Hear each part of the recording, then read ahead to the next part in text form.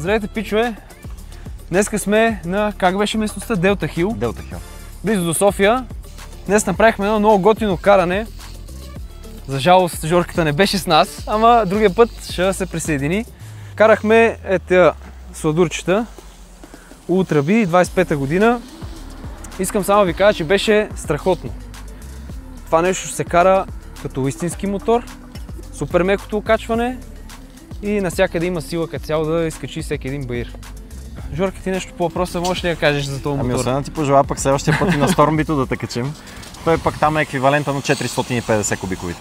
Това можем да кажем, че е еквивалента на 250 кубиков мотор, от към вървене и мощност. Удоволствието, което даваме на клиентите, аз все по-рядко го изпитвам, но пък за сметка на това имам удоволствието от това, че даваме на все повече хора тази емоция.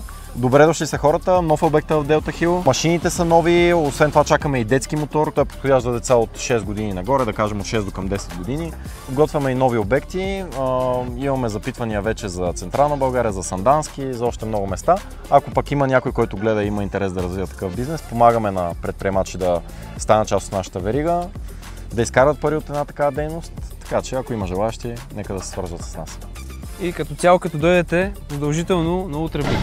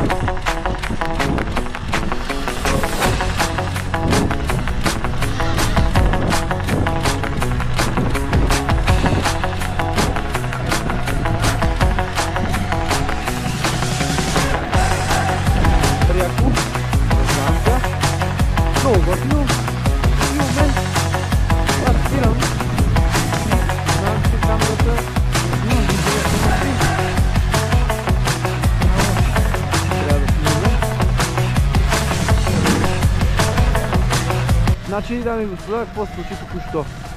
Аз си карам и си обяснявам на разни глупости и осъзнавам, че не снимам за пореден път.